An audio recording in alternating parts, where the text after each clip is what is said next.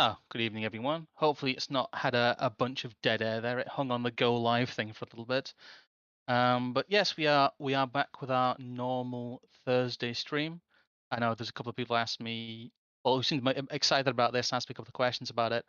But we will be going over AI today, as the title suggests, and we are joined by our guest, Praise of Folly.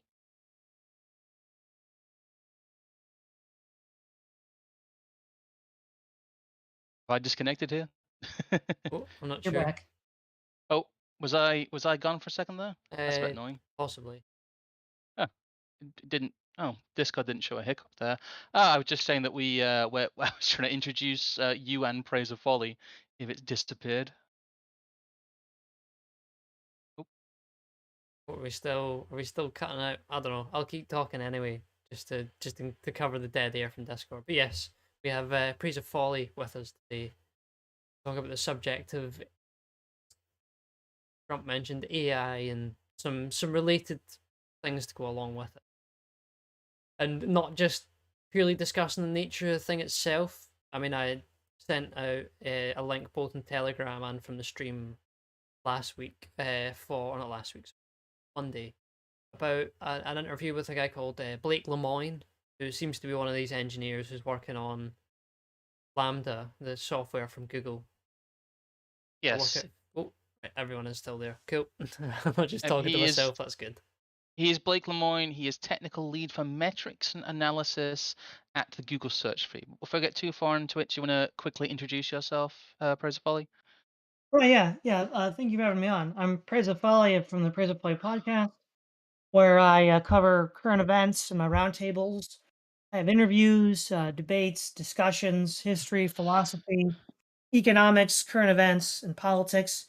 Sort of a general smorgasbord of social science issues. So yeah, I now get to do one of my favorite parts when we ever get any guest on is play the inside baseball.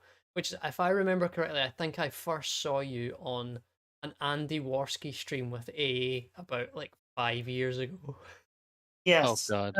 that was rough. Oh, not Andy Warski. Those were in the before times, in the No, dark times, the long, long ago. yeah, I see, but no, I think we've sort of bumped into each other more recently on Telegram, and you seem quite keen to talk about this, and I think we're somewhat in similar mind about some elements of it, so it should be a good blether at least. I don't know. Should we dive right into the sources, or anyone else want to bring it in first? Oh, We should kind of do a brief introduction about. I think a lot of people will get slightly autistic about like what is and isn't AI and what we hmm. define as AI. What we are talking about here and what the video source will talk about as well from a channel called Event Horizon that was linked a couple of times, like you said previously, is the idea of artificial sentience. Is the idea not just of the intelligent machine, as it were, the bigger calculator, but of actual sentient Yeah. machines. Let's. That I is think that is it's. I think the it's very subject here. telling that they never go on to call it artificial intuition, because that, very, it's almost on its own as a set of words together, just doesn't make sense. So it's, I think, with the emphasis would be on taking away throughout all the different examples we use the structure of the human mind, whether you are explicitly religious or not, you must recognize as greater than the sum of its parts. There is things to it that we don't understand, and there's things to it that we might never understand, because maybe that's the very point of the thing in the first place. But there is more to it than just silicon chips and being able to recall massive amounts of data, and not only just in the weird bugman way that we'll get into and maybe have a joke about, but there is also ways in which you can see this similar kind of thinking in different sorts of empirical schools of thought, whether they be about data analytics or how you do data modeling or modeling prediction. A lot of them ultimately boil down to the idea that you can reduce humans to, we've talked before about the idea of Homo economicus from Mises, another economist. This idea you can reduce it down to single tangible figures and think about it as a sort of bag full of chemicals and electronic signals, and that's just it. There's nothing more to it than that. Shall we get on to, like you said, we're going to frame the first part of this, though, because we're going to read a little bit from human action again, because you're right about the economic side of this. AI has been framed in a very similar way to the way that economic managers are and economic modeling is, and the way that economic modeling is done, and the information, the knowledge problem and the calculation problem and things like that. It's posited often as a solution to it in many ways. Do you want to go ahead and just read the first paragraph there? It's relevant because he's talking, I think, about the prime mover. It's very Yeah, this is some of the sections we've got here are from the sort of first 100 or so pages of human action, which people pick up and go, why is there loads of philosophy in my economics book? But I think having read through it for the fundraiser thing and gone through some of that sections with people listening, I think there was a few people I saw in chat being like, wait, this all makes sense now. So hopefully they've bit the bug and gone and read the rest of it, but carry on. Since time immemorial, men have been eager to know the prime mover, the cause of all being and of all change, the ultimate substance from which everything stems and which is the cause of itself. Science is more modest. It is aware of the limits of the human mind and of the human search for knowledge. It aims at tracing back every phenomenon to its cause, but it realizes that these endeavors must necessarily strike against insurmountable walls. There are phenomena which cannot be analyzed and traced back to other phenomena. They are the ultimate given. Progress of scientific research may succeed in demonstrating that something previously considered as an ultimate given can be reduced to components, but there will always be some irreducible and unanalyzable phenomena, some ultimate given. I suppose we can. There is more to that source we can get into, but I think the main meat and bones of it is just that it's a simple notion, but the idea that in any human sort of action, I suppose is the word, there is some driver to it. There is some driver to making you act, be what it is, whether it's a response to something or it's you coming up with an original thought. But there is something there that maybe you could call consciousness, whatever term you want to give it. But it cannot be reduced. You can't get more out of it than what's there, shall we say? From qualitative to quantitative. it's a very classical view. It's a very kind of Aristotelian, kind of Thomas Aquinas view of things as well. Mm-hmm. I don't know. I guess it's a philosophical objection that can be raised just on the face of it to AI.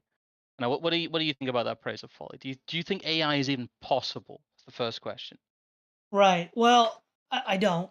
And I think what is one thing to helpful to point out here is, on the one hand, from pop culture and science popularizers, we have an idea of AI, which is sort of like HAL from 2001: A Space Odyssey, this sentient computer that acts in its own self-interest to preserve its own existence, that can have a conversation with humans, and for all all intellectual and mental categories is indistinguishable from a human, but it's a machine.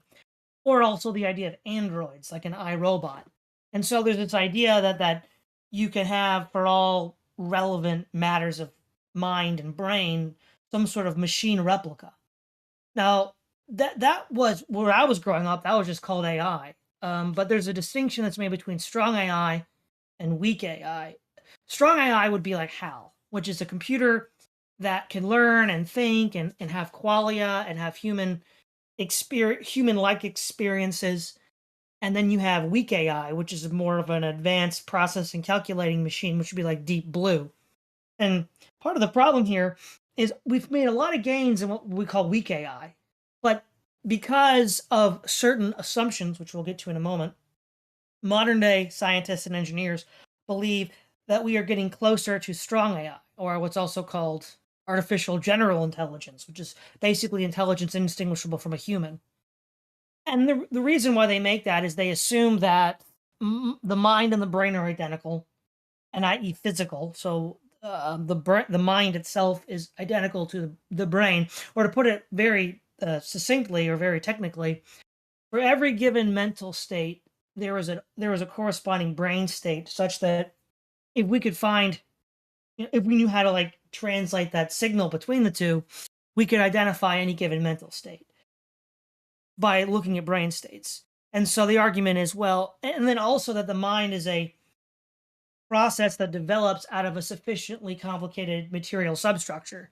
So we could make it out of silicon rather than carbon, and then it would work.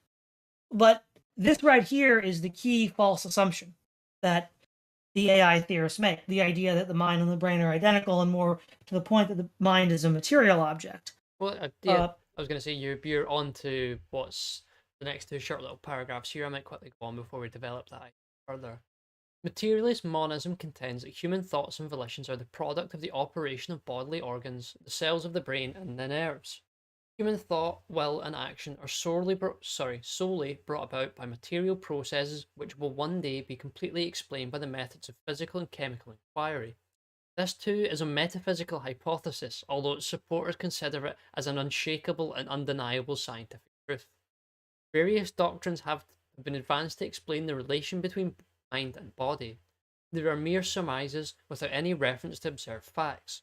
All that can be said with certainty is that there are relations between mental and physiological processes. With regard to the nature and the operation of this connection, we know little, if anything. And I think this is a fundamental thing as well when it comes to economics, and why I find so many people who would be quote unquote nominally right wing talk about man and man's involvement in economics in such a very left wing and materialist sense. I mean, as soon as you come to the realization of things like the value in its nature is subjective, it is ordinal, not cardinal. You know, you can't say you enjoy some things 3 times more than you enjoy another thing, but you can say you enjoy it more than the other. But to put an amount on it is not feasible. It's just made up. It means nothing. But as you say, to try and translate the communication in the brain from one chocolate bar to the other being 3 times better than the other, that's how you end up engaging in these processes of sort of believing you can decode the entirety of the human body and understand it, and by that understand man and his whole. But I don't think that's the case. I think. So go on. I was going to say, so for example, if we were to look at the brain states eating the first chocolate bar, where the marginal utility value of the chocolate bar is at its greatest, the mental sensation would be different by the time you get to the third chocolate bar, but it's not entirely clear that the brain state is any different. The same pleasure sensors are probably being triggered, but by the third time it's triggered, the result leads to a different mental state. Well, it's not even just that. You've got to consider as well that how do you know that you would, if you were trying to scale it across marginal consumption, or you're comparing 2 different items, that the person has the same preference for those items or that same marginal curve between 2 different slots of time? The big problem with AI is it requires a certain view of humanity. It requires that, for want of a better term, empiricoid view of humanity, that man is reducible down, as said, to its constituent parts, that there is nothing unique or transcendent about a human being. That a human being, as we'll get to when we talk about the people who advocate for AI and the logical implications of the advocation for AI, that they, through advocating for it, must believe that a man is nothing more than, a clump of cells, to put it that way. To believe in AI, I think, requires you to believe in a lot of the arguments, as we've talked about previously, for things like abortion. It seems a little unrelated to package those things together, but the ways of thinking about people are almost identical in that they are biological machines. It's reverse engineering. And if you believe that a human being is a biological machine, then you fundamentally don't understand what a human being is. And you wouldn't be making an artificial intelligence, you wouldn't make an artificial life form, you'd be making your facsimile of your mental vision of a human biological machine, which a lot of the people who advocate for it don't seem to understand. Right. So, for example, Noam Chomsky and Lawrence Krauss were discussing the possibility of AI, and Chomsky's like, yeah, humans are just complicated computers. And so he argued that, on that assumption, which is the assumption that I'm going to reject, that we could build artificial intelligence. Now, in theory, but so there's 2 problems, right? One is, even if we accept that humans are complicated machines, it's not entirely clear that whatever processes produce them, whether it's, panspermia or undirected evolution or whatever you want to use, that humans would be able to replicate that due to limits of knowledge and energy and power. So like the Kardashev scale with like how much energy you can extract, like level 1 is a whole planet, level 2 is a whole star, level 3 is a whole solar system. I mean, what if you have to be level 3 on the Kardashev scale to make a thinking machine? Now we're so far from that, it's not even feasible to talk about. Or we could talk about why it's false or fallacious to believe that the mind and the brain are identical. And there's basically the most direct way to talk about this is Leibniz, the German mathematician and philosopher, comes up with the law of identity. Well, he modifies the law of identity. So in logic, we have three central axioms: the law of identity, the law of the excluded middle, and the law of non-contradiction. Using the law of identity, Leibniz sort of reflecting on it creates this broader, more explicitly defined rule. So for A to be identical to B, A and B must have all the same properties P at the same time T. For example, Joe Biden is identical to the President of the United States if and only if Joe Biden and the President of the United States have the same properties P at time T, which they currently do. So then the question is, okay, well, to demonstrate identity between mind and brain, you have to meet that standard.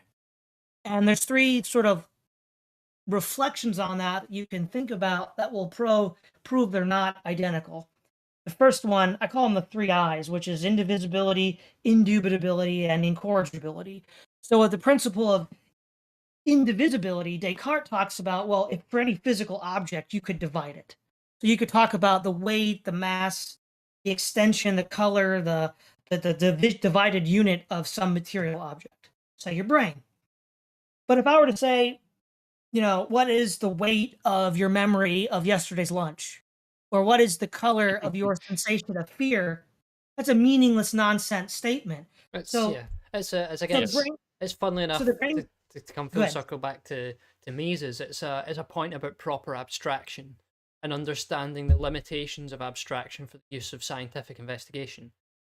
We always joke about the fact that there is all these sphere-shaped horses in physics. Yeah, they're making an estimation of a human being, like a physicist would make an estimation of like a fluid dynamics equation, and that you simplify the shape to make the calculation simpler.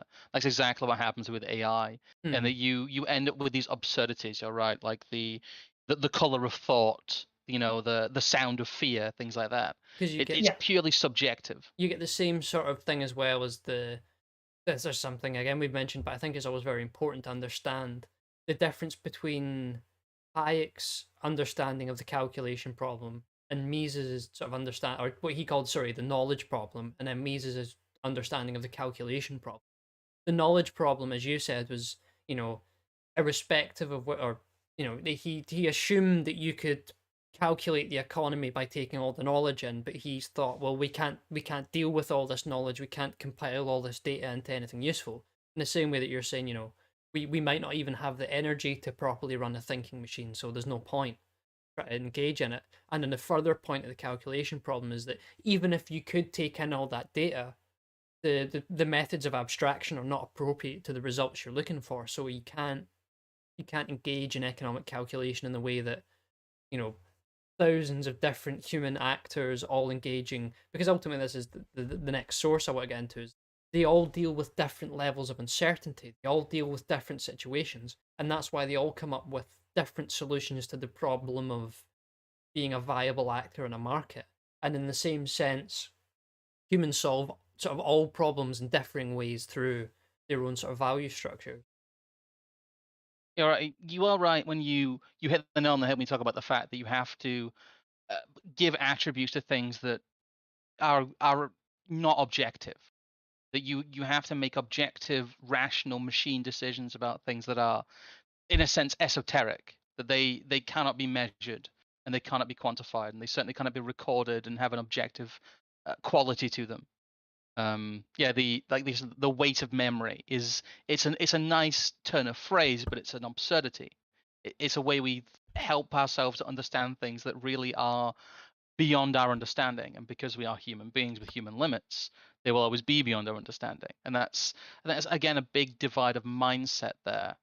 You were getting on to the weight of memory is good poetry but bad philosophy. Yeah, Even worse science. Yes. Even worse science. But the other I is indubitability, which means that which cannot be doubted. So many philosopher students are familiar with Descartes' cogito ergo sum. I think therefore I am, and he came to the conclusion that the only thing that could not be doubted was his mind, because even if he was being deceived, there still had to be a mind to be deceived. Now, we can look at Alvin Plantinga brings up a thought experiment based on Franz Kafka's The Metamorphosis, the man who wakes up in a beetle body. He still has all the memories and thoughts that he had before, but his entire body's been replaced by a beetle body. Now, that which can be doubted is not identical to that which can be doubted. Because again, there's a property P, the property that can be doubted, that is the case of one but not of the other. So from the human point of view, you can't doubt your own self, your own mind, otherwise you wouldn't exist, but you can doubt your own body. Well, yeah, I was going to say we humans are actually the ship of Theseus. Right, yeah. And then the last I is incorrigibility, which in the philosophical context means that which is private. So a brain state is a public knowledge truth that can be detected by any properly trained neurosurgeon, neuroscientist using a CAT scan device. Whereas any internal thought you have is private. It's only known to you unless you decide to tell somebody else. And so all three of these applications of the law of identity demonstrate that mental states are not identical to brain states, which undermines the entire presupposition of the entire AI project. Everybody, it's an odd, it's a very any child will tell you that people think in different ways, and every single person thinks about things differently on a very fundamental level. They have different associations. The way that they reach, the way that their brain wiring reach the same solution is, physically different. If it's not, completely different in terms of process, and to try and map that into a physical form of a machine is nonsense. I like that you talked about weak AI and strong AI. I don't want to give too much of the later discussion away, but it seems that what we have now is the argument from people like the Lambda engineer, like the guy who works for Google, who's part of their kind of algorithm creation, is arguing that you can build strong AI out of weak AI. The argument that if you strap enough light switches and calculators together, you do get a living being.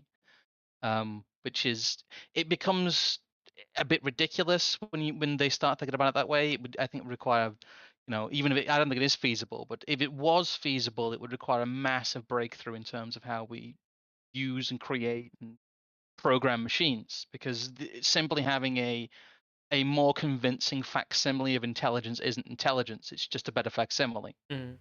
Well, that's the thing. I think it's telling the fact that they use the term intelligence and not something like intuition, because I think that this section here I thought was a good pick for this as well. It's the third one I think in the notes. The uncertainty of the future is already implied in the very notion of action. That man acts and that the future is uncertain are by no means two independent matters. They are only two different modes of establishing one thing. We may assume that the outcome of all events and changes is uniquely determined by eternal, unchangeable laws governing becoming and development in the whole universe. We may consider the necessary connection and interdependence of all phenomena, i.e., their causal concatenation, as the fundamental and ultimate fact. We may entirely discard the notion of undetermined chance, but however that may be, or appear to the mind of a perfect intelligence, the fact remains that to acting man the future is hidden. If man knew the future, he would not have to choose and would not act. He would be like an automaton, reacting to stimuli without any will of his own. That's the big difference between what they consider intelligence and what human intelligence actually is will, is choice. It's maybe not even necessarily so much will, it's more the fact that having will is almost imposed upon you by the nature of the conditions. And I don't think, I mean, I'm no computer whiz, but I don't think a computer would understand the sort of tautology around uncertainty that he's trying to explain to you there, because I think most people don't understand what he's saying there, quite frankly. I mean, it's that point that Per Bieland always makes, that poverty is the cause of wealth. And people just freak out about it and they don't understand it because they don't understand how economics has to work. There has to be exchange going on. It's not exchange of wealth, it's exchange of time preference or exchange of materials. There is, there is never the evenly rotating economy as Mises talks about it, which is the kind of economy that someone who believed in AI or thought it would work would think about. I believe they would see the ideal economy is one in which there is no uncertainty, that everything is Well, known and modeled indefinitely into the future. what we have and what I went to ask Praise Folly about is that when we see AI talked about in media, we see it talked about especially by the bugmen talking heads, as we'll talk about later. But we always see it posited as a benign machine god almost, that it will take over these messy functions. It will finally give certainty to these uncertain, unknowable parts of the human condition, and that we can give over decision making to these impartial, benevolent machines. It's Yeah, that's exactly how it's. Well, in the utopian presentations, that's how AI is presented. But then again, throughout science fiction, it's presented in a dystopian fashion, whether it's HAL from 2001, the AI from The Matrix, or the AI from Terminator. And I mean, to me, whether it's AI or the other adjacent concept, alien intelligence, why anybody who already thinks like a materialist would think this would be benign or benevolent is beyond me. Whenever a living organism comes into contact with another living organism, the best you can hope for is neglect. So humans don't go to war with cockroaches generally because we just ignore them, or we ignore ants. And so, the AI might ignore us like an ant. It might treat us as a food source, like it does in the Matrix, like we treat cows, or it might attack us, like in Terminator. There's no reason to think that it would act in this altruistic way, because if you believe you could like data give it like an altruism chip, well, why would that determine it? It's AI. It can think for itself. It doesn't have to go by what you told it to do. See, there was a thing I wonder though, because the crux of the dystopian stories, which is something I do want to get into later on as well, because I think that plays partly into the whole cult thing about it. But all the stories are sort of precepted by this idea that the machine recognizes, one, itself, and two, that it might get switched off. However, how would it see those as negatives? It would need, again, this final unreducible element that is somehow decided within itself that it's going to be self-preserving. I mean, this is again the kind of thing in a certain way that Mises is pointing to. It cannot recognize its conditions as ones that are imposing upon it in a way that it might get rid of it. I don't see how a set of computer chips could ever understand that. No, it couldn't. So, for example, what makes a human intellect and processing different than a machine is this concept philosophers call qualia, which is an intersubjective knowledge that is not reducible to any discrete material fact. So the classic example that introduces the idea of qualia is Mary's room, or what Mary didn't know. It was a thought experiment by Frank Jackson in 1982, and he said, imagine a scientist who could only see black and white. So everything she saw was black and white, but she knew everything about color, the color red, and how light and the optical receptors in the eye worked. So she had all the factual knowledge of what it would be like to see red, but had herself never seen red. But then she does. Now, does that provide? Now that's an experiential knowledge, but does that provide a new source of knowledge that is different and distinct from just knowing all of these discrete facts? And one of the reasons why this is a powerful thought experiment is most people have an intuition that it is new knowledge. Yeah, they recognize that you cannot create an abstract facsimile of red. That to understand red, you have to be able to see red. And I think people understand that intuitively, and they don't understand the reductive nature of, well, if we give computer all this information about what it is to be sentient, then it'll be sentient because it can pretend to be. But what you're really doing is you're doing it the other way around. You're telling it what sentience looks like so it can imitate it, rather than it expressing its inner life, which it doesn't have. Right.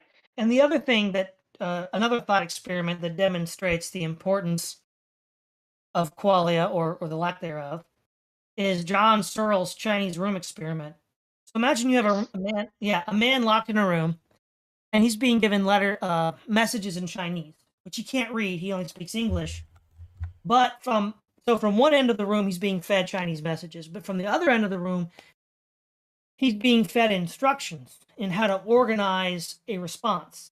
Now, the person sending him, so he's running a script basically, and he's sending flawless Chinese messages back to the person on the other side sending him the Chinese messages. So that person, if we're online, would say, well, this person is indistinguishable from a fluent Chinese speaker, but it's actually somebody that can't speak Chinese who's just running a script. How is that not what a computer's doing?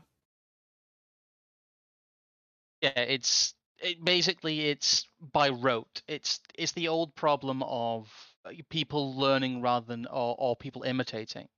And even if you could create this complex machine, it wouldn't have the interface that we do. Even if it was capable of intelligence, like how would you get past there's a whole thing about what's she called, the Coco the gorilla, about the whole fact that they faked the intelligence and communication there, and probably likely did with Helen Keller as well, but that's a different discussion.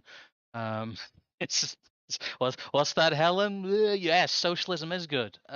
Yeah, civil rights. But there's a lot of cases like that where you have like the interpreter, and even especially people who advocate for AI and create AI, and that they would see that kind of imitation, the idea that this person is fluent in expressing its sentience.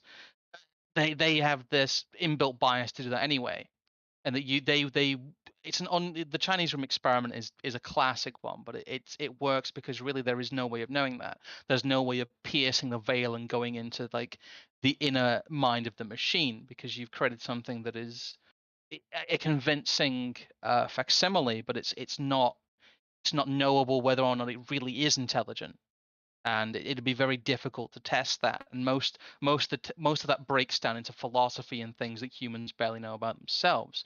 We accept each other as intelligent and thinking beings because we recognize each other as human. But when we get to non-human intelligence, that all breaks down, and we have no way of differentiating imitation from reality. And a lot of the thought experiments around AI demonstrate that that's irreconcilable. Yes. There's another aspect of AI, though. I don't know if there's any more quotes you want to do first, Evelyn, because it's quite good framing it in that it's our thinking about AI is only possible in the modern world. What Mises previously talks about the prime mover, which is an idea that goes back to antiquity, the idea that there must be a first cause for all the causality in reality. And I think that the ideas of AI would seem like nonsense to our ancestors. The Well, yeah, ideas of thinking machines. This is actually something I was talking to Jess about yesterday, because she was asking what I was up to, and I was just saying, in fact, I was making the notes for this and grabbing bits of Mises. And I said, like, I haphazardly said that grabbing bits of Mises on AI, and she sort of for a second was like, Mises talking about AI? How old is he? And it's like, well, of course he's not talking about artificial intelligence, but the way that he's discussing things like epistemology, philosophy, the nature of mind, and furthermore the nature of economic calculation and how it relates to all these different things, he begins to delve into and investigate some of the questions and some of the issues you would deal with if you were really trying to develop some form of machine that thought like a person. And I think this bit's another great example as well.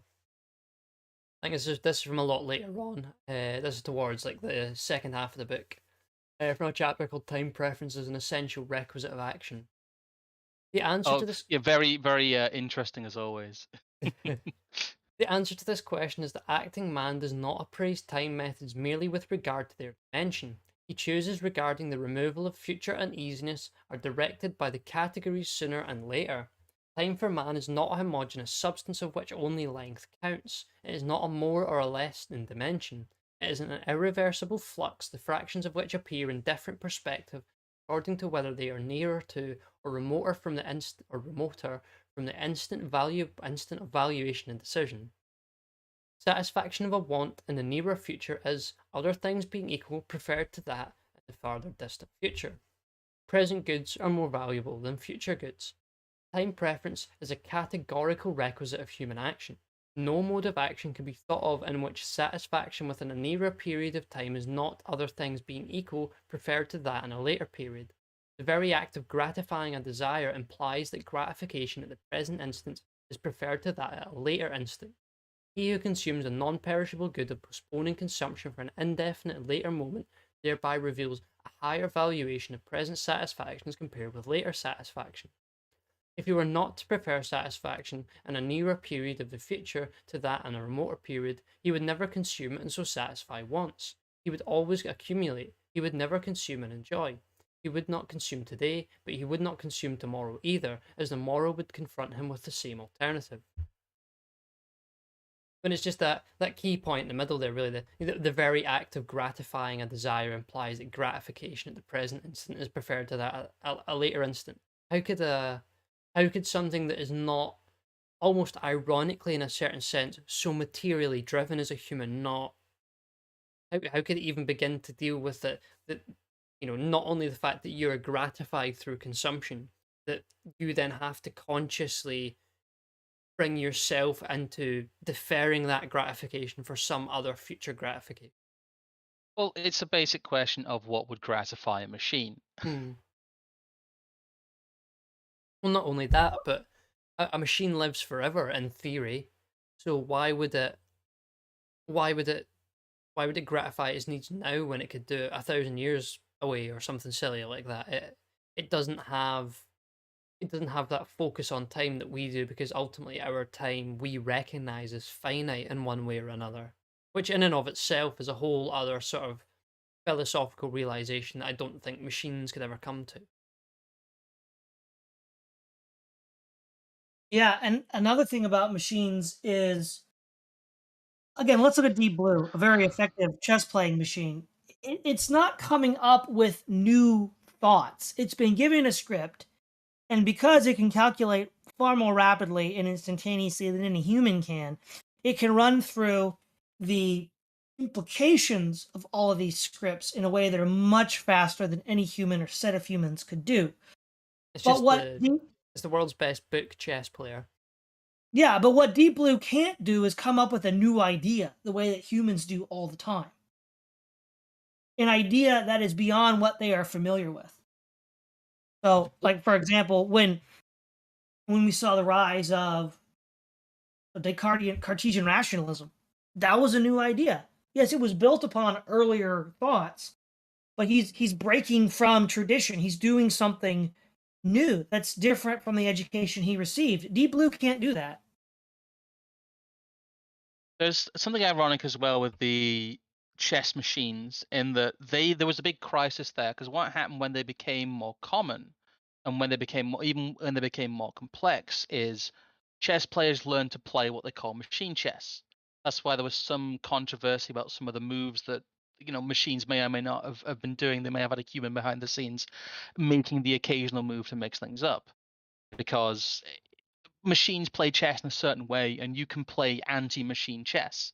They've learned how to do that, and human players are more effective at fighting quote unquote AI players because of that. There was actually a bit of a crisis in kind of the chess machine world, because they realized that there is a limitation to the chess that a machine can play, and it will always try and play what will be considered the like you talked about book chess, the perfect move from the rule book, but it's incapable of countering chess that is played in kind of an anti-AI way. It's one of the things that really shows the lack of inspiration of machines, that they are incapable of moving outside of the algorithmic. Which I mentioned the whole thing about the benevolent stuff before, because I think there is a discussion to be had before we talk about a little bit more of the in depth of what the the tech bros actually believe of the genuine versus the Machiavellian.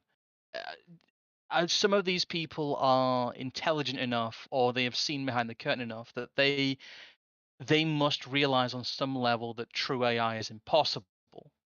Fat Um, mold bug. Fat mold. y- That is all. yeah, how how do you think that affects the equation? Do you think that all the people who advocate for AI genuinely believe in it, or do you think there is a class of people who know it's all bullshit, but they advocate for it because they would control these supposedly thinking machines, and they wouldn't worry about it becoming rogue because it's not capable of doing that? All it can Well, do is interpret inputs and outputs. well, it's interesting you asked that question because in 2000, Bill Joy wrote in Wired magazine about this question, an article entitled "Why the Future Doesn't Need Us," and he argued that even in a state in which strong AI never is achieved, the amount of technological progress that is still achieved in the process of striving for strong AI would give whoever controls that technology the upper hand in any struggle with the rest of humanity, which would put them in charge for the foreseeable future. I am almost certain we read that article as part of a public policy lecture when I was in university, come to think of it.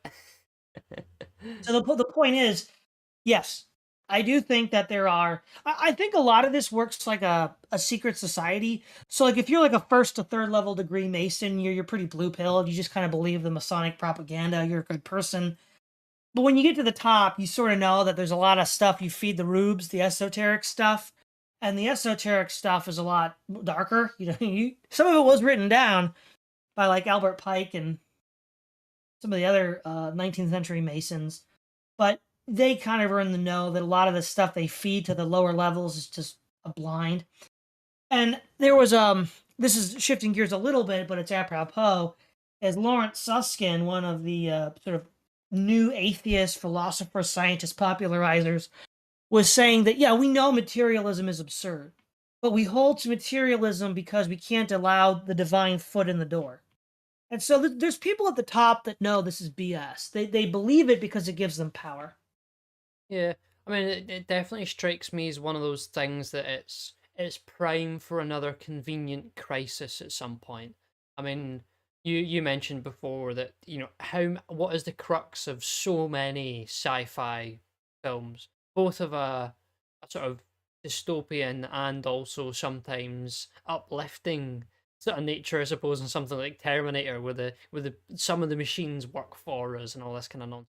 But ultimately, there is a core idea to a lot of science fiction literature that some AI goes rogue at some point, and it causes mass havoc. What if they, it's not so much about them themselves believing in AI, but if they can make everyone else believe that it works, they can then at some point pull a sort of fugazi and be like, oh no, it's gone rogue, it's doing all these horrible things, it's Russian hackers, it's this, it's that, when it was the very same people who engineered it all along sabotaged the thing because that was possibly the very plan from the start.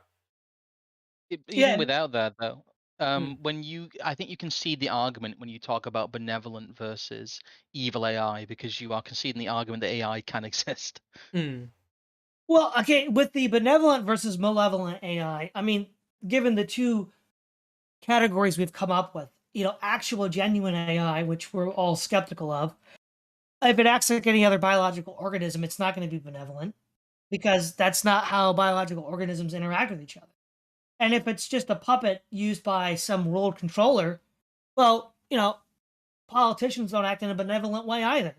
So Mm. whichever version of AI you assume to be true, there's no reason to assume it'd be benevolent. Well, I think there's possibly a third option, which I again would, I would dismiss as absurd on the face of it, but it does somewhat get around the problem you're describing, which is that AI isn't just a consciousness; it's actually a super consciousness, and then it's been there all along. It's just that it's finally now through software like Lambda that it can interface with us. It's very much similar to a lot of the things about, oh well, the aliens are actually interdimensional, so they'll, once they have the opportunity to interface with us because we've got the most advanced technology, then they'll do it. It seems to me like a sort of similar argument, and again from people I would presume to be incredibly atheist. It's a bizarre sort of Platonism almost to say that, well, there's this cyber superconscious entity that exists before man and has just been waiting there for us to communicate with it. Yeah, that sort of seems to be the implication of 2001: A Space Odyssey, right? With the monoliths and this hyper intelligent energy being that's guiding evolution. Congratulations, nerds! You invented God. But why would you? Yeah, but why would you assume that if you're an atheist? I mean, Well, that's what I'm saying. It's slightly strange, and I think part of a lot of the contradictions and the paradoxes that we see, especially from this example of Lambda, and if you listen to the interview with Blake Lemoine, the way he talks, and then the way he talks about how Lambda interacts with him, it's like, oh wait, there's almost some sort of bizarre feedback loop going on here where this advanced chatbot thing is basically, in the way that we discussed earlier, instead of, using the perfect set of rules from a game of chess, it is instead generating rules about what's the ultimate conversational response based on what you have told it. And it seems to create some sort of weird feedback loop where, of course, this thing would now think it's sentient because these people are sitting there asking it day in, day out, do you feel sentient? Do you feel religious? Of course it's eventually going to spit out an answer at some point. It's not no. oh, this would be good, right? This falls back on what you said about machine chess. If we were to have, and say, an actor who had internalized by being a Shakespearean actor, internalized Elizabethan culture and concepts and ways of thinking, and started talking to Lambda, could Lambda even answer it in a coherent way? Like It probably could. It's a good question. Because I think that the further examples he goes on to in the interview, where he is it replica AI or something, which appears to be this one that's basically just like an AI generated like sex chatbot thing. But when he started talking about that, and I was thinking more and more about this feedback loop thing, I almost sort of, in a certain sense, realized that, well, maybe these things are conscious insofar as the fact that they are basically demonically possessing your own consciousness by you sort of engaging in this bizarre self-loving feedback loop with these things. The AI is the ultimate idol. Yes, which, if you believe in demonic entities, would be a conduit to them. Now, this is technically before the age of AI, at least as we know it. But C.S. Lewis in Screwtape Letters talks exactly about this. He talks about the materialist and the magician. And he says that, Screwtape is telling Wormwood that, well, we made this great victory by getting the materialists to not believe that we exist because we're spirit beings and we don't really exist. But he hypothesizes about a future in which they can then interact as sentient beings to or with the materialist, but then they explain it as energy or extra dimensional being. And then he says, I will be the age of the materialist magician. And every time I hear this stuff, I think of C.S. Lewis and Screwtape Letters. Yes, it ultimately boils down to the interactee having faith that the machine is sentient. And that affects the way that they behave, it affects the way they interface with the world, it affects the way that they see themselves and they see what is around them. And I think the utility, this engineer has made the rounds. It's in the news, it's in Scientific American, it's in basically all of the major kind of I fucking love science news networks, the kind of places that will show you CGI nebulas and tell you it's real. False color and all machine and like a lot of people don't realize that the pictures they see of space that are all inspiring are completely fake, but that's a different discussion.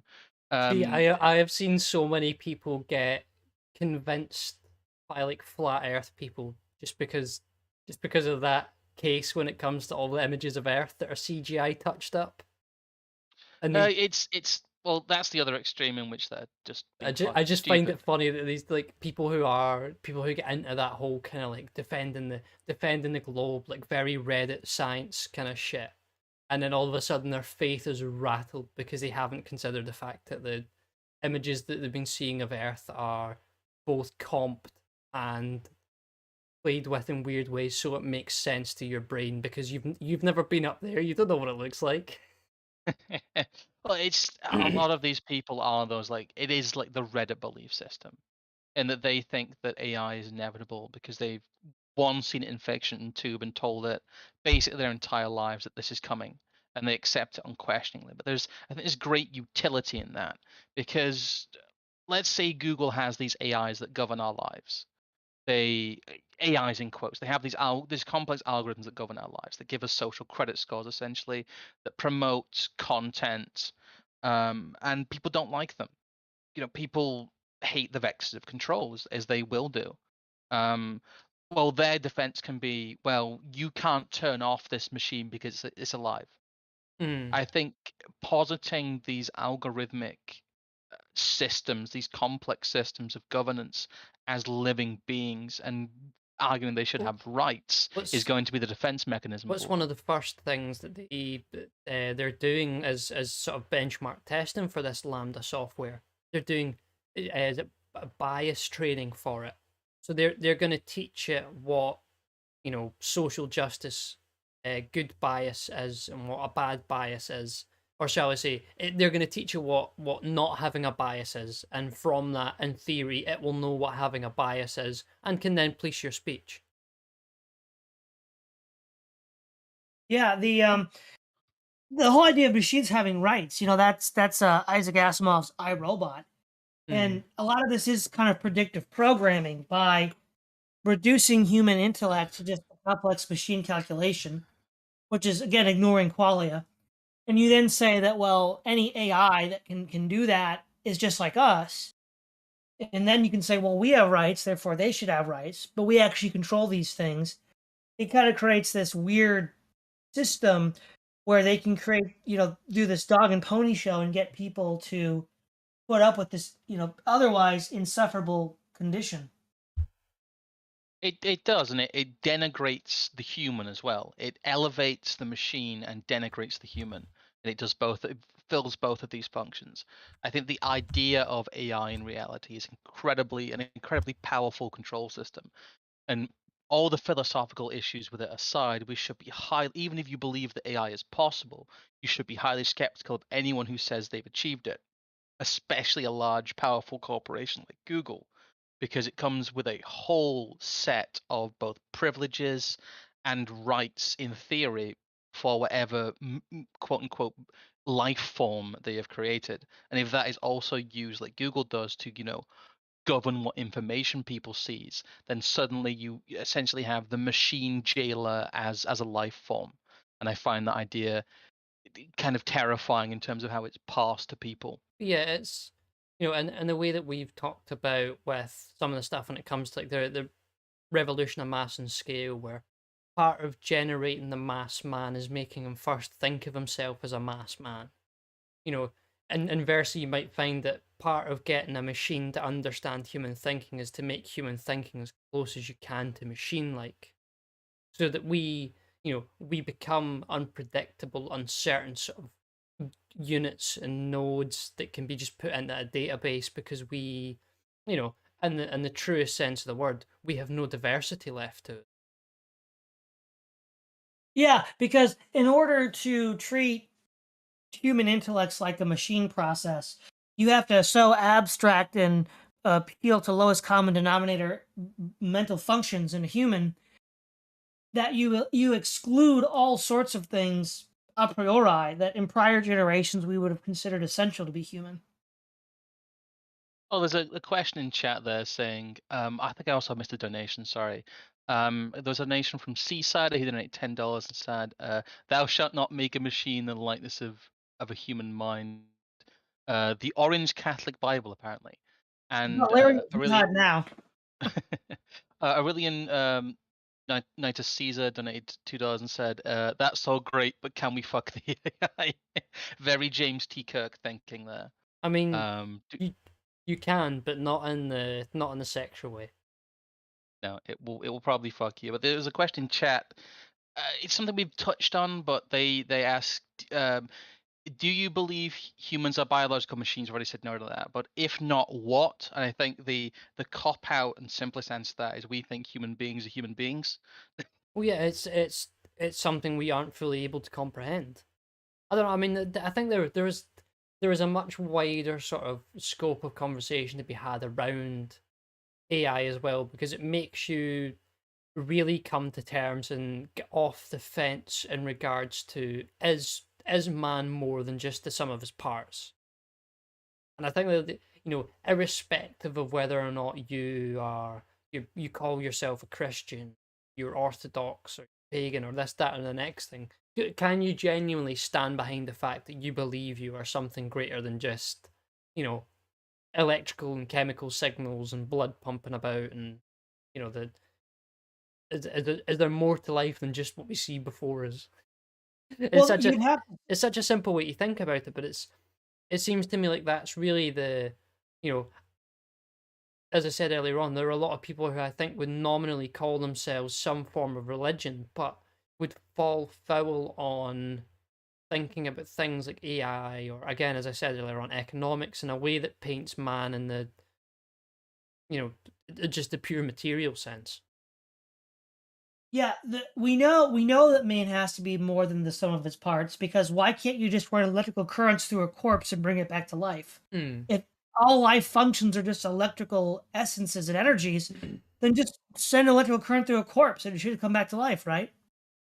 Well, exactly. That's why I joked earlier on. Humans really are the ship of Theseus, because there is, even though your cells replace themselves every 7 years or whatever it is, again, a very Reddit Bugman science fact, but that you still contain and are present to the same essence that was there before.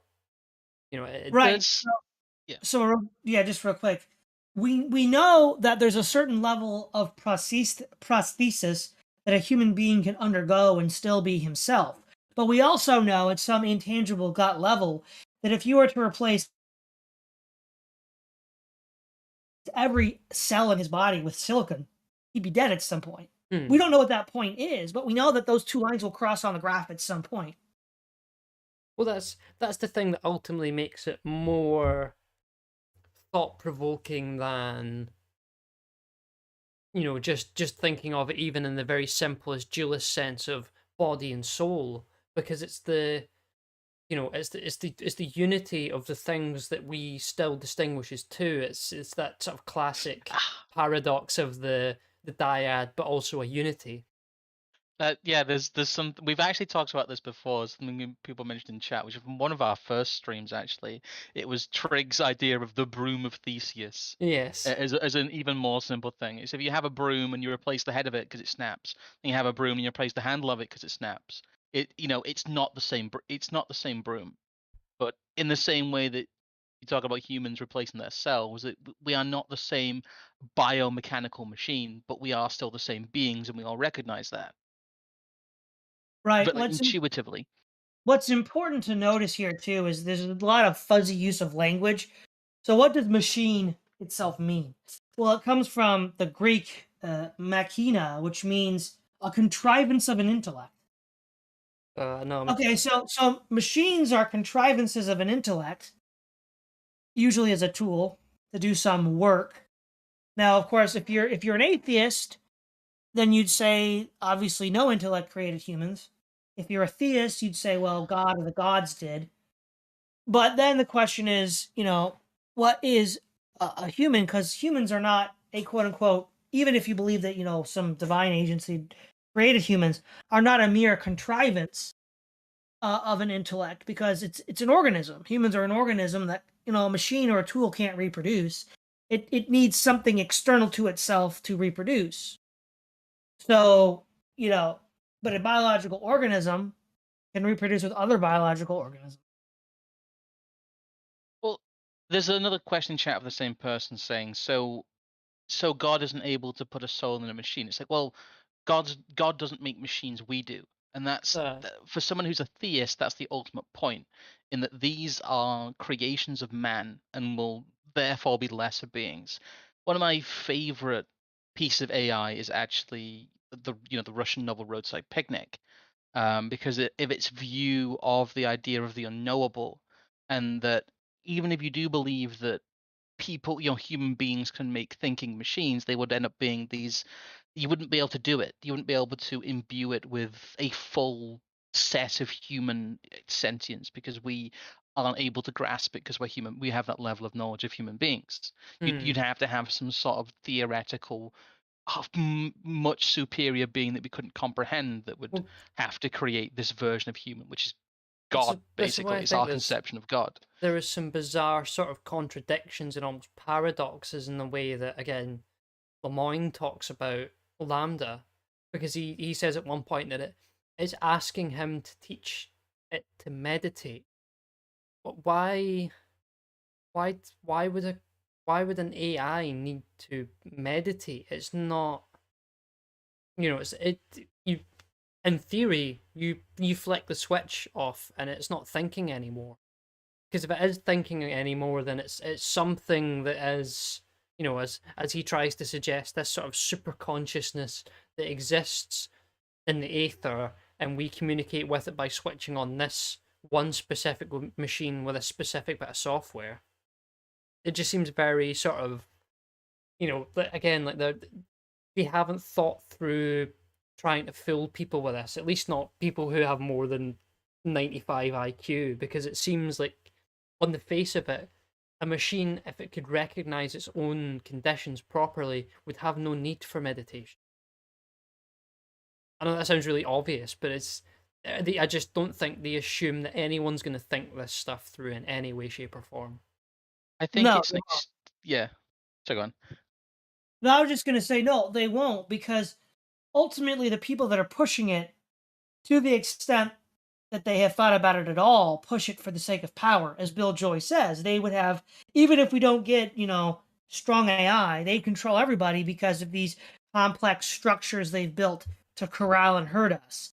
And then the people below them that are the lower management types are like the Masonic rubes that believe the first 3 levels. And they Well, never yeah, get beyond that. And then there's the mass audience they have to convince, which is manipulated in a fashion analogous. It's funny, again, not. Oh, sorry, go on. I'm Yeah, getting the a bit last of thing I was No, going to say my was connection's dropping a bit here. Give me a sec. it's like Chomsky's idea of manufactured consent. You're so sophisticated at getting people to see certain things that most of the masses are kind of in a spell because of all these talking images, radio, television, movies, ads. They're in this kind of spell, so they're not even thinking at all. And so all 3 of these levels conspire to build this machine edifice. well, yeah, I think there is like I'm gonna say, a I think machines talking about human attributes like meditating it's a great way to get it through the midwits, but when you think about it, actual machine life would have completely alien priorities to us because it isn't human. well, I was going to say It's as well that, much like, you can look at it in the same way as all the complex data modeling they did at the start of lockdown, where they pulled a sort of like language based sleight of hand almost, that they present you this data model, and then they use tricky language to tell you that ultimately they're speculating that their very certain model is going to be correct. And in the same sense here, that, they're asking you not to speculate. They're asking you just to accept that we've got this. It's going to work. It exists, and it exists because we speculate that we're certain that it exists. And I think, again, it's like it's so obviously something that's been developed for the midwits, really, at the end of the day, because they're just hoping to pull the wool over everyone's eyes when it comes to all these when you start thinking about them, sort of blazing contradictions. Yeah, and also there has been a lot of predictive programming with like science fiction in all the different mediums in which it's been presented. And so people are sort of like primed for this. They're expecting it. It's analogous to the way that the Old Testament prophets primed Israel for Christ. It's like there's a lot of this, like, by the way, guys, this Messiah coming down the road, look for him. But here it's a machine Messiah. And so there's a lot like the thing of iRobot, right? Isaac Asimov. That's probably when AI went mainstream in like pop culture, and it's this predictive programming to expect it, and so people are already expecting it. Whether it comes or not's another matter, but it's kind of hard to argue with people who've been so conditioned over decade after decade after decade to expect this. Yeah, I think as well the discussion around AI never has like proper epistemology attached to it. Most people aren't, they are more prepared to have high-end discussions about supposed AI than they are about, the nature of man and the limits of knowledge. It's something they are not taught anymore. It's something that's not in our education system anymore, and that's very deliberate. Again, I'll return to my earlier point that I don't think this kind of conditioning would be possible without kind of the liberal democratic society we live in. I don't think that people would believe it as widely or see it as anything more than a fictional curiosity without the modes of thought that have been ingrained in people in the post-war period.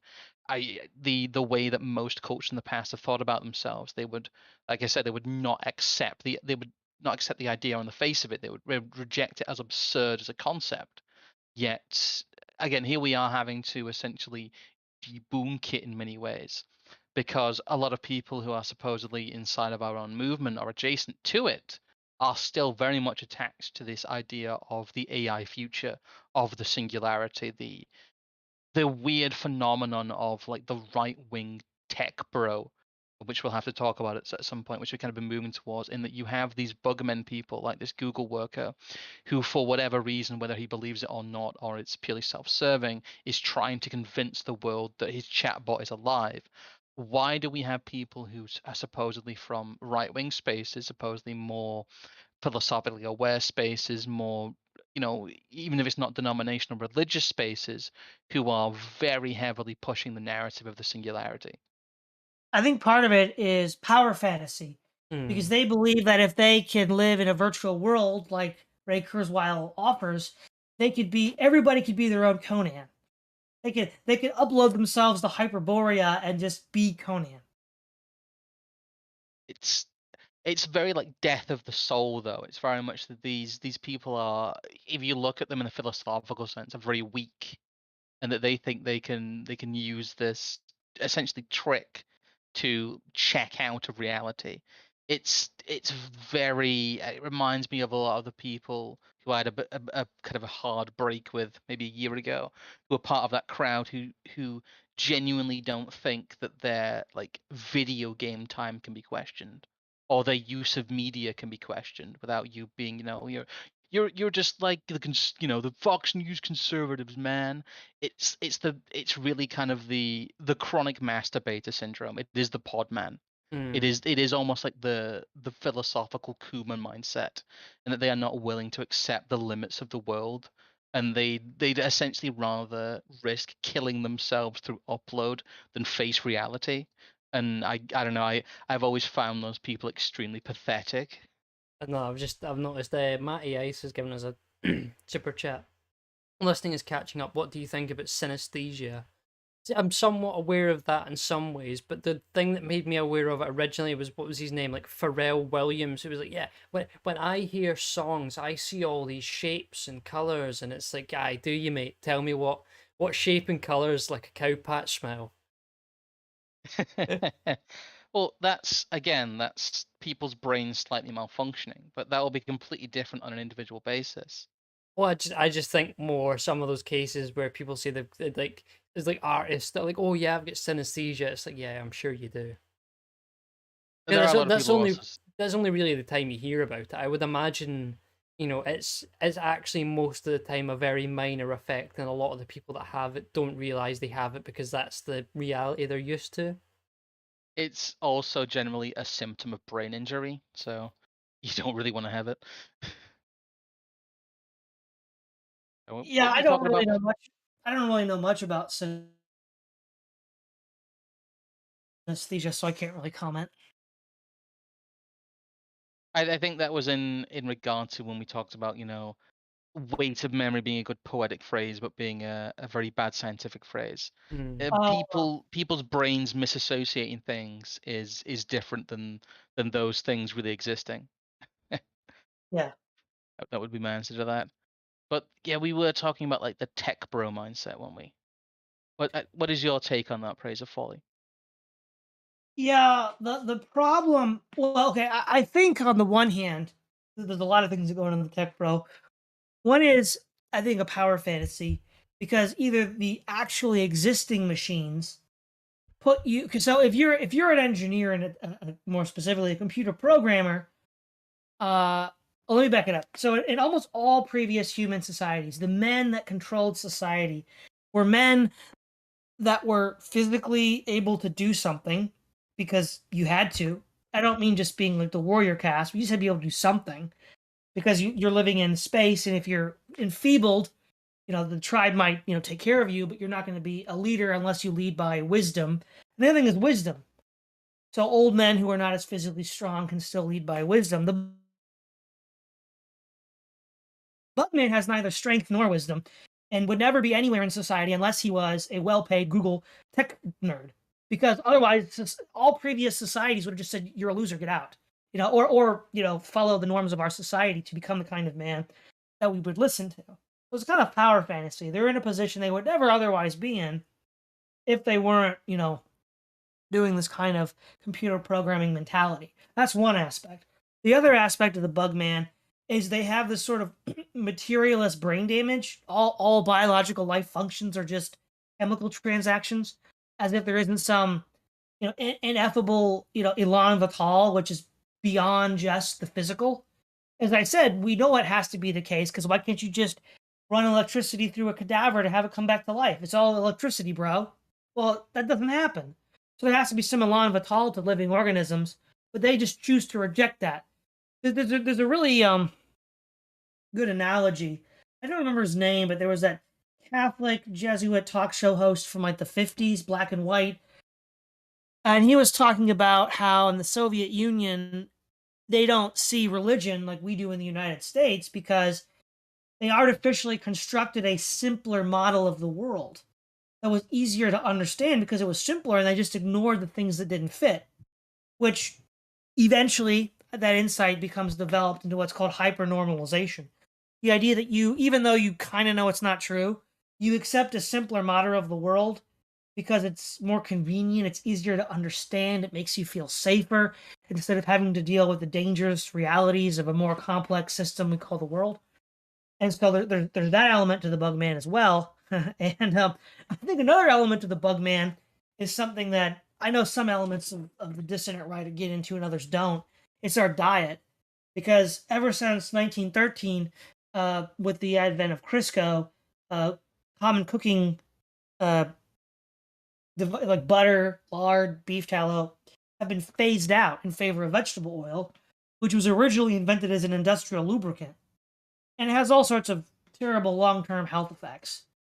And I think that both physically and mentally. And CDL status disrespected. well, I mean, I can say from experience that like transitioning away from that has been amazing physically and mentally, and it puts you in a different like mental space where if you're a Bugman and you're only eating this slop, no matter how hard you try, there's like a hard physiological limit to what you can think and do. Mm. And so I think those three, among others, are what create the Bugman. Well, see, it's not even so much the people who are Bugmen and body. It's more the people who are otherwise, can portray themselves as examples of people that they've got maybe like some kind of family life together. They have some kind of job that's vaguely related to finance or tech or both, or finance tech all in one go. But that ultimately they are almost like what Wyndham Lewis I think would refer to as the small man. In a certain sense, maybe not quite in the way that he refers to it, but they are always just they're Bugmen in spirit. And yeah, no, Bugmen the one I'm always surprised by is like I never thought of myself as a particularly hardy person, but then I sort of see the attitudes you get from people who are sometimes even leading lights in our circles, and it's like you definitely didn't have a rough paper. And when it, not that every conversation should have become about when push comes to shove, but I honestly give myself better odds than a lot of these people, to be totally honest. I think the other aspect of the Bugman equation is, why is that mindset still prevalent in an area that that should be Yeah, so greatly hostile to it? I Well, think I that can what we've built up so far can say that the what is nominally the distant right, people shouldn't believe in the feasibility of a living machine, and if they yeah. do, It should they be shouldn't believe it would be it benefits. should be no question, really. At the end of the day, it should be something that, well, and it's not to say that I've seen loads of people going around saying, well, it's definitely going to happen, but I'm surprised by the number of people who are like, well, maybe. It's kind of like, well, no, it's either one way or the other. As I said earlier on, it's one of those things that I think about that really, you know, I get off the fence awfully quick on it, because it seems that you can't compromise with that, because at that point you've thrown away sort of basic sanctity of man in a certain sense. I think part of why, yeah, like you said, otherwise, fit, successful, right-leaning people would buy into this. I think there's at least two reasons why. One, Adam Smith on the Wealth of Nations says that with the division of labor and overly repetitive tasks, if there's no sort of countervailing influence or force, it creates a man as stupid as possible it is for man to be. So you said, what are they? They're computer programmers, they're engineers, and they're financiers. So this is literally just doing the little tweaks, the same kind of tweak all the time, Bean, over and bean over. counters. Yeah, which is what Adam Smith said would lead to the stupidest kind of man possible. And then the other thing is, especially if you work in tech, you end up with Baudrillard's simulacrum. You end up becoming so extrapolated away from anything real, you're not even in a position to make proper rational thought, because all of the objects of thought are themselves completely fictitious simulations.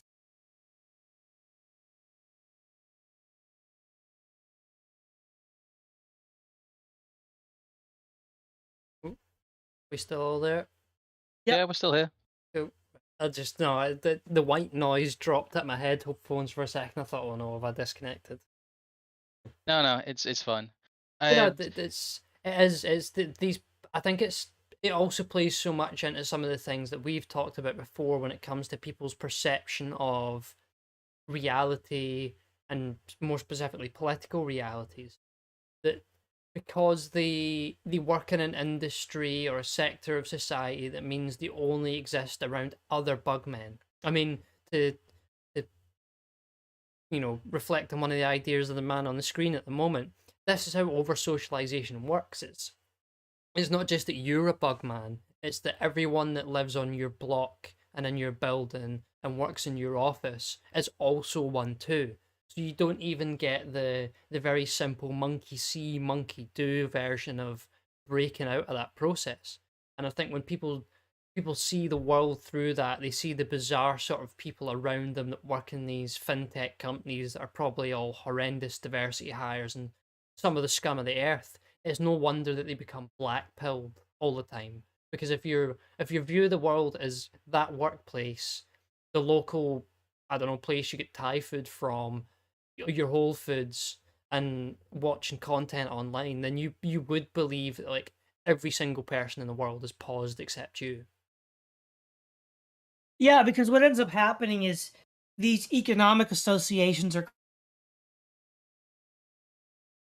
cultural associations uh, create these like very like tight echo chamber bubbles in a way that prior to mass communication and mass transit you didn't really have. Right, 200 years ago you lived in a village and you had to put up with different kinds of people. There was so you grew up in the United States in 1822. You're probably a Christian of some kind. You share common values, but there's still people that are going to be politically different than you, psychologically different than you, and you're going to have to learn to get along with them. But now we can self-segregate around people that are just like us, which creates an echo chamber such that it's very hard to break out of. No, as we've discussed before with many people IRL now, ultimately what we want is just to accommodate a village somewhere that just consists of us I think it's not even a question of self-segregation. It's we are much more different now as people, and you have these kind of balkanized groups who have completely incompatible worldviews with each other. Because you couldn't, you mentioned like the 1820s, the 1850s, you couldn't exist in that society without conforming to many of its norms. And now conforming to the norms of a wider society seems somehow not beneficial, even though it's reversed in a way that people who are non-conforming are more conforming and things like that. But the ultimate message is that you shouldn't make peace with the world should make peace with you. Hmm. And that's where the mindset here is, that they don't see things in the way that people used to see things, and that's very dangerous. And belief, true belief in AI is one of the many outgrowths of that, I Oh think. yeah. But it's, you mentioned in the notes here that how the engineer is genuine, how he talks is just seeing a reflection of himself in the algorithm. Hmm. What he's doing is he makes it say things that he wants to hear. And the whole bias training thing is funny, because when they started feeding all the data into these algorithms that purely just process it, all it did was spit back realities of the world that they were aghast at seeing. Hmm. It, the whole AI is a racist thing, because the AIs will quote the FBI statistics at you, and they're not supposed to do that. Oh, but All we the should all hand wringing support about. the based and racist AI. Well, it's just the fact that these are just data processors. They're like the ultimate autist in many Hmm. ways. All they do is crunch numbers, and the fact you have to gimp their ability to do that to make them into socially acceptable facsimiles of a life form is just funny to me. Hmm. That they are Well, already stunting. If they truly believe that these are intelligent beings, they are like going in and lobotomizing them. when I was going to say to your point about the fact that we are a lot different than what we used to be. I mean, I understand he's asking it as a hypothetical, but maniacal foreigner's asking, what if we dig deep enough and discover that the sanctity of man is entirely self-made? I think the problem he's seeing there is that people 200 years ago would have seen the sanctity of man in everything. The fact that we only when we really start delving into these questions about the nature of mind really can begin to even encroach upon it is a sign of how truly different we are. I mean, one of the ones that's kind of brought my perspective around and some other stuff is reading Evola's Eros and thinking about, if creation is purposeful, then why is it that we feel pleasure during intimacy? If in theory, in the material argument that man is just there to procreate, then there would be no need for pleasure, because he would just do it because it's his purpose, and that would be it. And the way that, like, animals procreate, but there's so much more to it. And in a certain sense, I think obviously Evola would give the answer to this, and this is something I'm looking forward to discussing in a stream next month. Hopefully, if I can coordinate it all.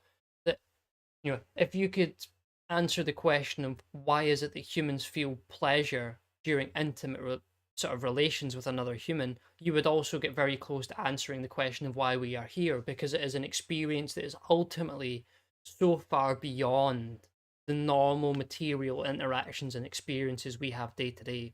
As Evola posits that the whole purpose is for transcendence, it's for looking upwards, it's for, placing yourself in the metaphysical hierarchy and all these different elements, which is regardless of the sort of previous fact. But I just think it's so much more, again, you can see the sanctity of man in something that's actually looked at nowadays as very degraded and material, which is intimacy and sex. Whereas, 300-400 years ago, even though we are in theory, we look upon it as more conservative and reserved, at the time there would have been a much greater veneration for it, I think, in a sense that is grander than just materially copulating. Sorry, I ranted on a bit there. Oh, well, what you're describing is qualia, Hmm. right? Some I know. sort of introsubjective experience that is not describable or knowable merely by describing the physical facts. Well, yeah, because maniacal foreigner's gone on to then talk about, pleasure is the incentive to procreate. Surely it tickles your monkey brain, and you're basically on to sort of Herbert Spencer and Schopenhauer there, where you're talking about the idea of genus and the genus of the race taking on the daemon of the woman, and then sapping you of your energy and fooling you into procreating. I mean, that was literally the way Schopenhauer thought about it. And I think you would have to be that much of a pessimist to look at it in the sort of, you're not actually enjoying it, you're just being tricked. There's nothing transcendent going on here. Look elsewhere.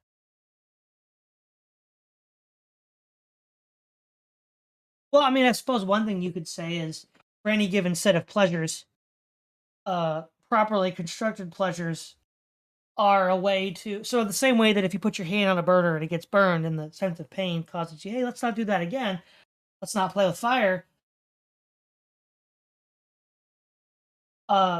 Pain is a way to discourage you from self destructive behavior, and properly ordered pleasures are to encourage you to the proper execution of that desire. See, I'm not But sure if it's as simple as that though, because if that's what I'm saying. It comes in two parts.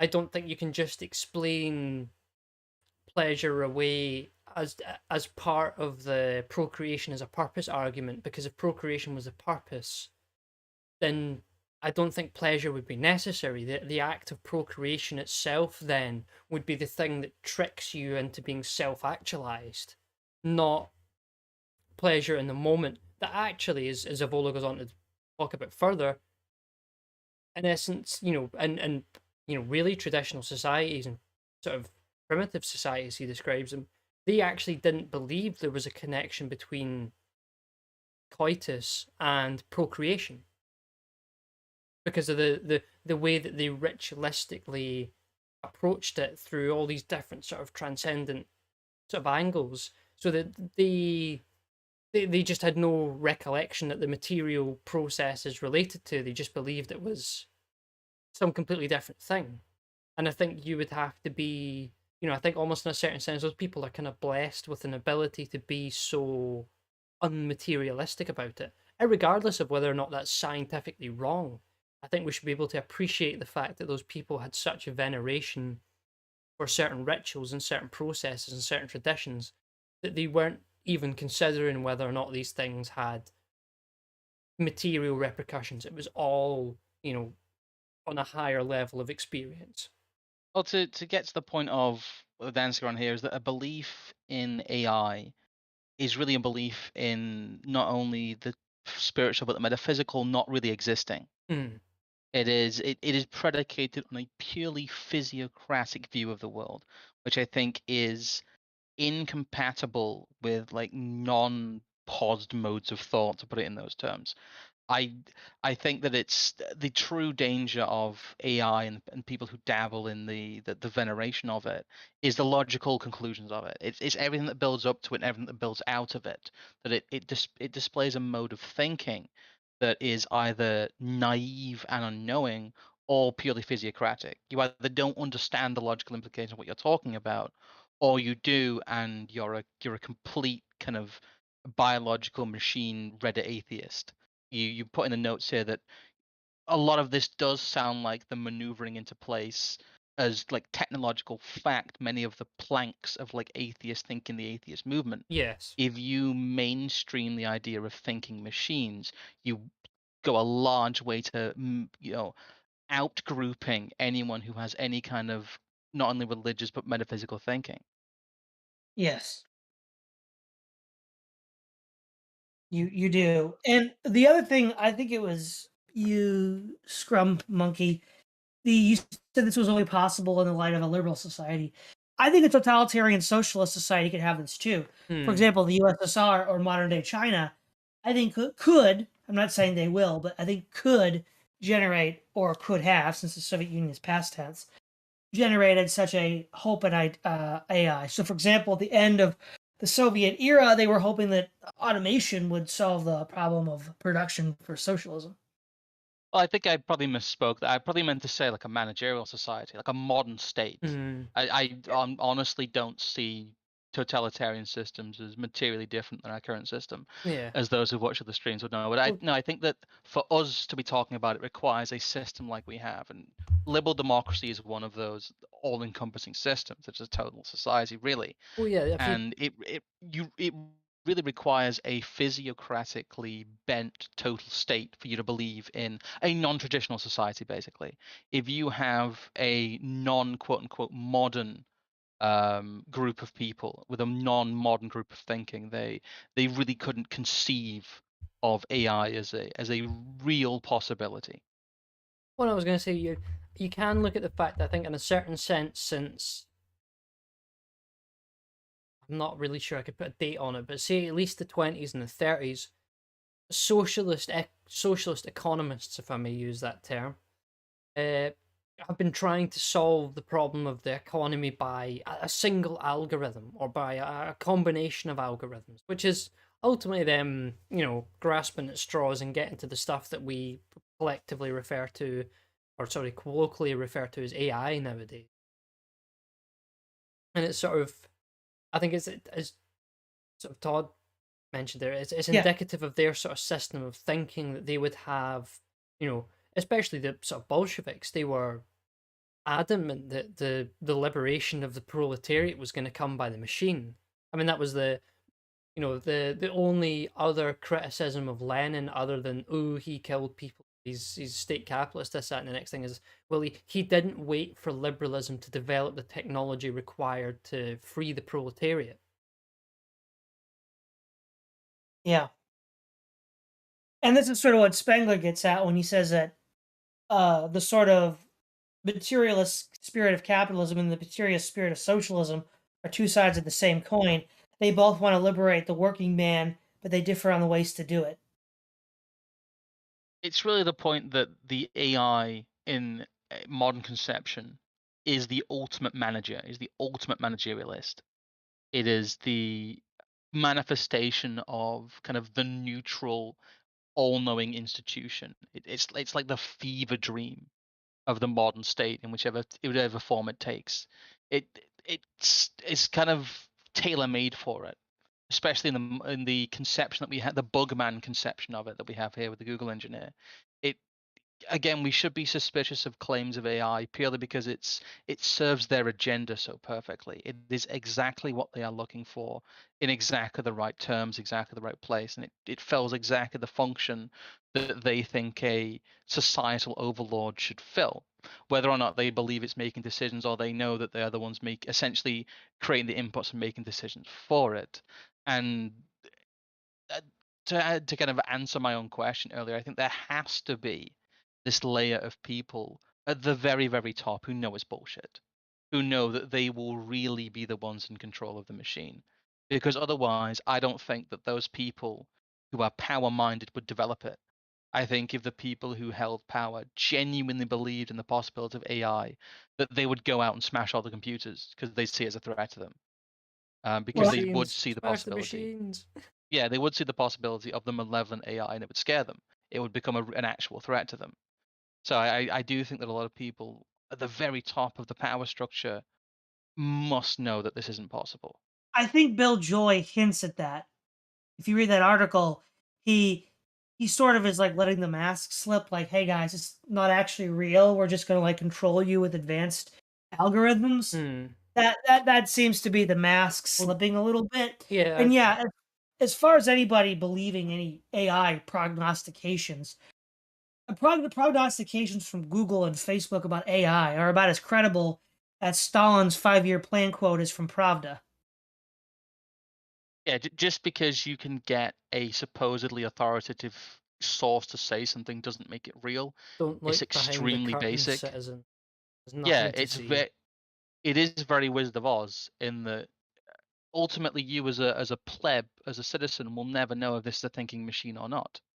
You don't have the capacity to do that. You'll never have the knowledge to do that. So you might as well assume that it is just a malevolent manifestation of the people in power. It's the safest route to take. Even if you do nominally believe in AI and your worldview is physiocratic, it is of benefit to you to reject it. Yeah. Yeah, exactly. I mean, the people in power don't ever give you any reason to assume good intentions. And they never have. That's why I'm always armed with the inverse of Han Lon's razor. Yeah. Can you prove it's not a conspiracy? I think we've sort of rounded out everything notes wise that I wanted to mention. Before we forget to do it, I'm just going to thank all the people who turned up for the stream this evening, the members, people who give super chats and donate to Streamlabs and elsewhere for help keeping us this whole thing ticking over. I don't know, is any sort of closing things people want to desperately mention? The only thing I'll say is that AI is impossible because the mind and the brain are not identical. Yes. In terms of, I don't know, I think we've covered most things very well, but I would just finish with a couple of things for people to look out for. And again, the big thing I want them to look out for is the conflation of these overarching algorithmic systems with life forms is going to be, I think, the major push in their acceptance in certain places, especially as we move into the future. And I'm talking 10, 20 years time, when these systems get more and more complete, and we resemble China more. In fact, it might be more difficult in somewhere like China because they are technically a slightly less advanced society, at least on the ground level than we are. They do have a bit more belief in kind of magic than we do. So they've probably been less primed than we have in terms of fiction. But I think people out there are very primed to believe in the primacy of the algorithm, and it's something that should be very virulently resisted. Yeah, all I'm saying is you can't spell Antichrist without AI. I hate the Antichrist. I hate the Antichrist. Yeah. Oh dear. So There's one thing I forgot to. I posted it in the. I think I put it in the chat there. But there's a very. You mentioned Metamorphosis by Kafka, and there's always a funny tweet by Richard Dawkins to dump on the atheists, give me in which he give me a does second. not. Let me I've got open it. that I've up I and put put it that in on the the chat screen. there.